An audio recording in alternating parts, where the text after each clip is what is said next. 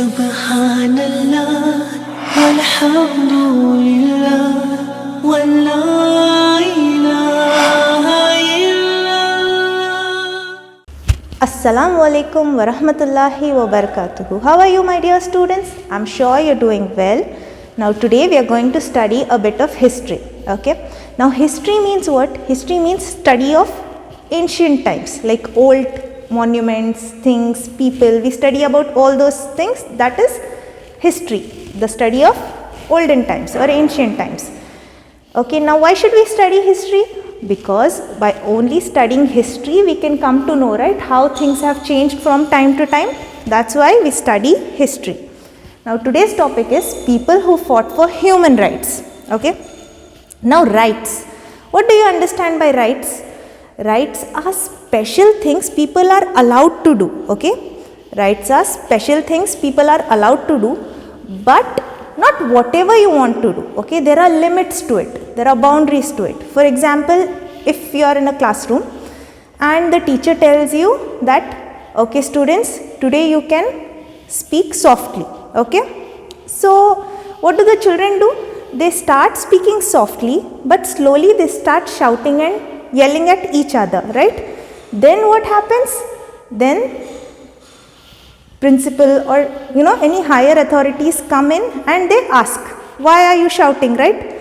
So what has happened here? A right was given to you, but you did not follow it completely, so you have to face the higher authorities. Now same thing happens in the outside world also. We have rights given, and if we do not follow them correctly, we have the law. The government has made laws, okay, to protect our rights. Government has made laws. Now for example, a robber comes to a house, okay, and he starts robbing or stealing things. Then what happens? The police comes and he catches the robber, right? So now what has happened? The police is here to protect your rights, okay, and to punish the robber.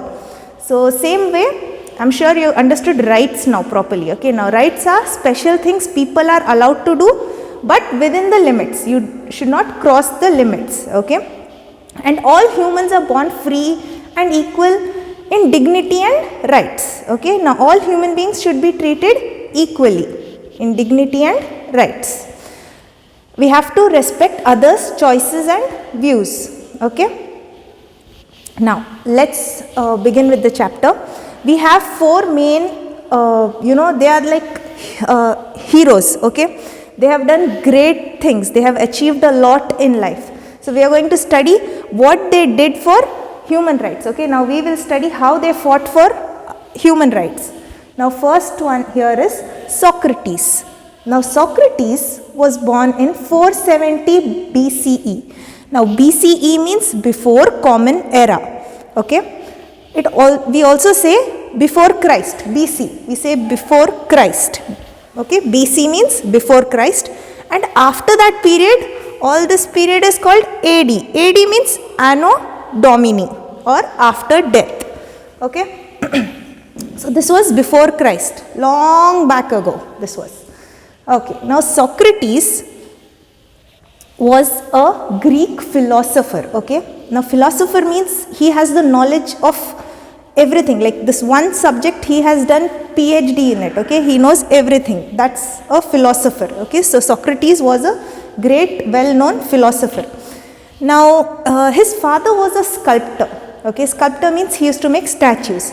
So as Socrates grew up, he also started making statues, and then he joined the army. Okay, he joined army, and he was born in Greece, Athens. Okay, in Athens he was born. In Athens those days, there was this rule of 30 tyrants. Okay, now tyrant means they are like this cruel people, zalim people. Okay, they were very cruel, extremist they were. Okay, they were like, whatever we say you have to follow. Yes, so as these 30 tyrants were ruling, they had their own rules. Okay, people had to follow what they were saying. Okay, now Socrates was a person who used to think from himself. Okay, he used to think what is right, what is not. He did not follow anyone blindly.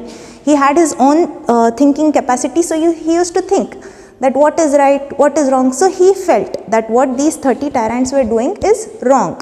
So he started telling people, he started telling the young generation that think for yourself, don't believe in superstitions like beliefs. He did not even believe their religious beliefs also. So what happened eventually, the young generation also started changing. So this change was noticed by the tyrants, and what they did, they arrested Socrates. Now they arrested Socrates and they convicted him. They said that you are corrupting the youth, and you are not believing our religious beliefs, so you will be punished. You will be punished severely. But if you agree that yes, what I have done is wrong, your punishment will be less severe. But he did not agree. He said, no, what I said was right, and I am not going to agree that what I said was wrong. So he had to face severe punishment. Now then what happened, his friends were there, Socrates. Now the Socrates friends told him that, okay, we'll make a plan, let's escape, you escape from this prison. But for that also Socrates did not agree. He said, no, that is wrong, I will not go against the law also. So the law gave him a punishment of drinking a cup of hemlock. Now what is hemlock? Hemlock is a poison. He drank it happily and he told, I am not going to say that what I said was wrong also, and I am not going to escape from the prison also. I am not going to go against the law also. And that way he stood up for himself. And Socrates was a person who used to love cleanliness and tidiness, okay, and he was a very good man, and he changed the thinking of the people there, okay. He he told them that you are not going to think superstitious and you have to think for yourself, and he started he made people to think, and that's the way how he changed Greece, okay, Athens rule. And so that was about Socrates. Now coming next to Abraham Lincoln.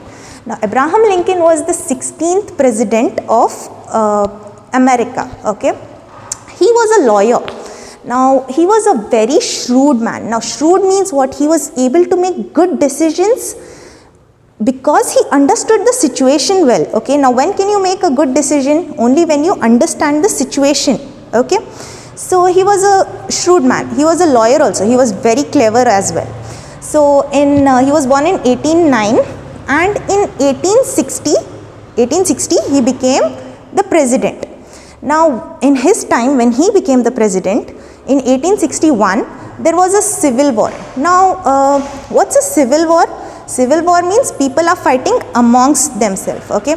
Now they had this practice of bringing Africans from Africa. Millions of Africans used to come here, and they used to sell them like trade them like goods, like saman we say, no, we go to buy market, we go to buy things from market, right?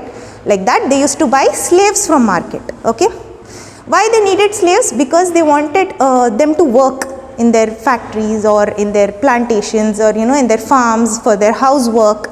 They wanted slaves for work. So from Africa they used to come and they used to buy, and they used to treat them very badly because Africans are dark colored and Americans are white. So they used to treat them very badly, very inhuman way, and they used to make them work.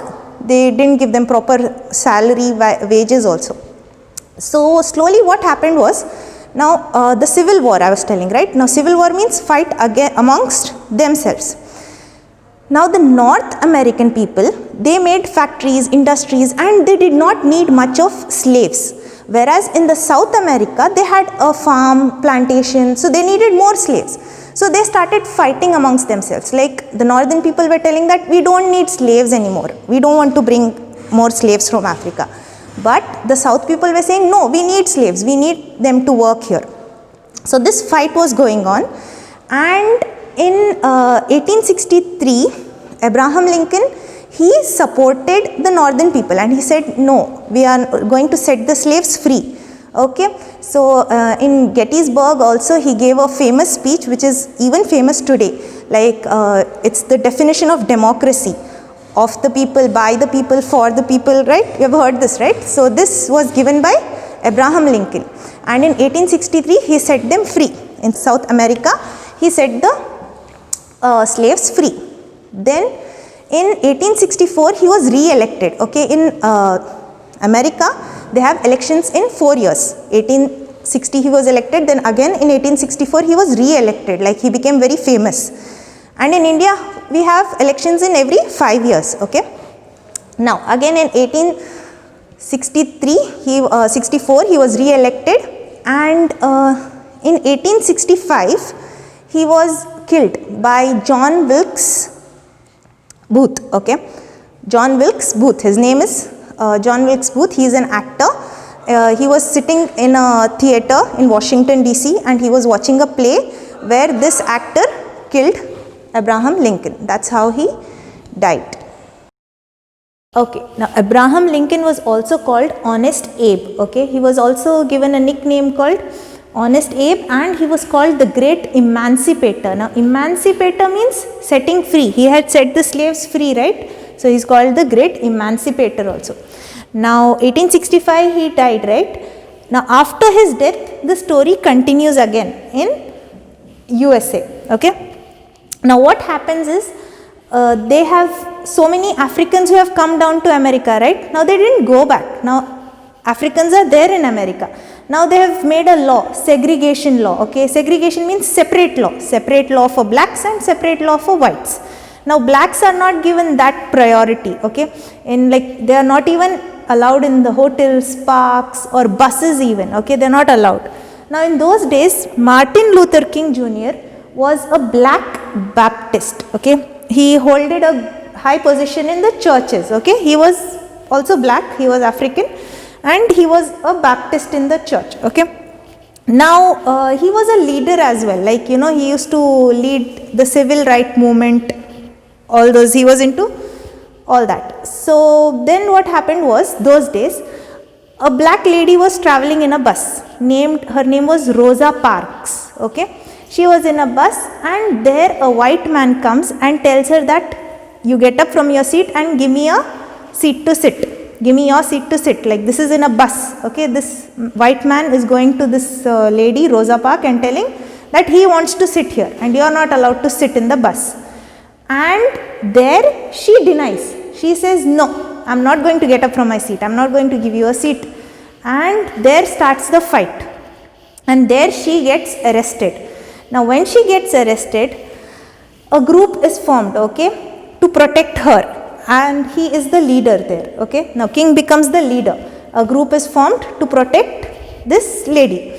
Now King realizes that there should be a mass movement to protect the blacks, okay. He feels that blacks are not given that position, right? So we have to fight for our rights. So he starts the fight from this situation, and then he follows Gandhiji's non-violence movement, okay. He believes that yes, only through non-violence protest he can win the fight. So he leads the campaign to end this segregation law. He says this segregation law should be finished, like we are not going to follow this segregation law. Like at lunch counters, we are not going to have separate lunch counter for black and separate lunch counter for whites, and even in the buses we should be given equal, you know, rights. And even while hiring, like you know, for a job when they are hiring, they should give equally, not according to the skin color, not according to racism, okay. Racism means differentiating between skin color, whites and blacks. So, and finally he in 1963 he gave a famous speech, I Have a Dream. In that speech he has literally, you know, he has shown his true feelings that he wants this racism to be abolished, okay. I have a dream that my 4 little children will one day live in a nation where they will not be judged by the color of their skin, but by the content of their character. Now then this segregation law is passed. In 1964 Civil Rights Act was passed, and this segregation law was removed, okay. And he also won a Nobel Peace Prize in 1964. Now after that he feels that this is not enough. Now segregation law is removed, but now the blacks should also be given voting rights, okay. Now in 1965 he fights for their voting rights, and the voting rights are also given to the Africans. Now they are called African American and are full citizens of USA, okay. So then how did he die?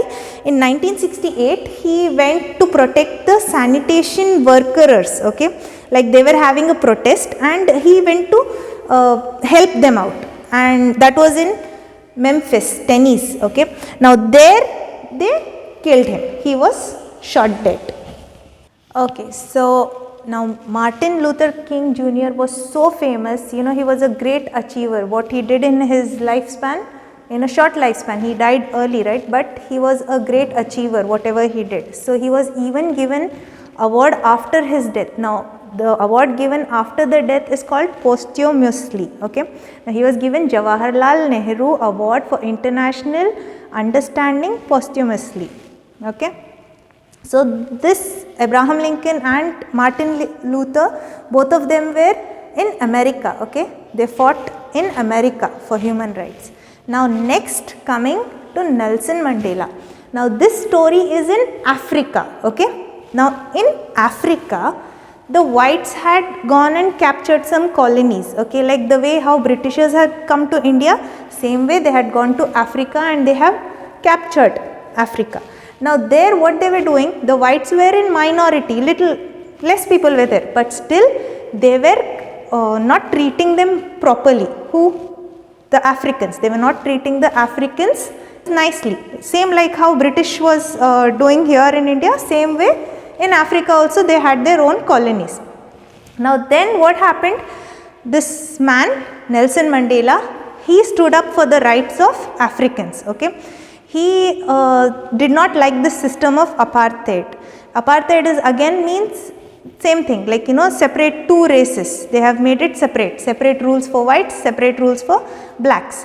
Now what Nelson Mandela did, he revived this African National Congress party, okay. Revived means it was no more in use, but again he went and he brought life into it, okay. And he also started the Youth League in 1950. He started the Youth League, okay. He started fighting for rights of Africans, and then he was arrested. Now 1964 he got arrested because these fights were going on, right. So the British people, they arrested him and they put him in jail for 27 years, okay. And that was a long year, right, a long time, right, 27 years, but still he did not stop fighting. His wife instead, Winnie Mandela, she was fighting, okay, for the abolition of this racism. Again, it was all about racism, white and black. Then in 1990, F.W. de Klerk, the president of South Africa, he declared that he will abolish apartheid, okay. The fight was over in 1990, and he also released Mandela, okay. The Africans won there, like, you know, this racism was abolished and Mandela was released from jail.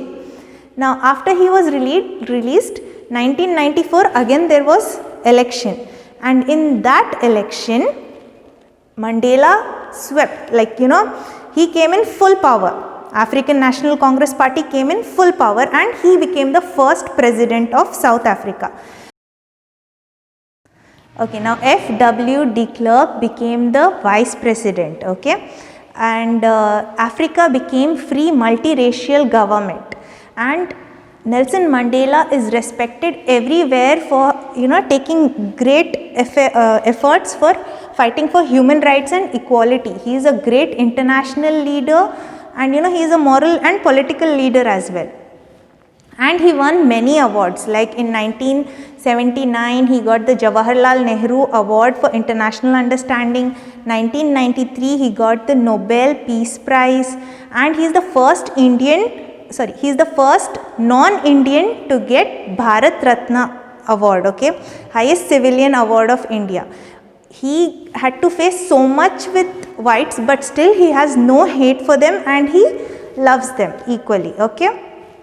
Now we have done with 4 great men. We have seen how they achieved in their life. Now I would suggest read your textbooks thoroughly and be inspired from them, okay. Now also remember, be shrewd. Shrewd means again to make good decisions because you understand the situation well. Okay, so first understand how the situation is and then make good decisions. And always remember, we have conscience, right? We have the power to make, like, you know, we know what is good, what is not good, right? What is right and what is wrong. So keep all this in your mind, read your textbooks thoroughly. Jazakumullahu khairan. Subhanallah, walhamdulillah, wallah.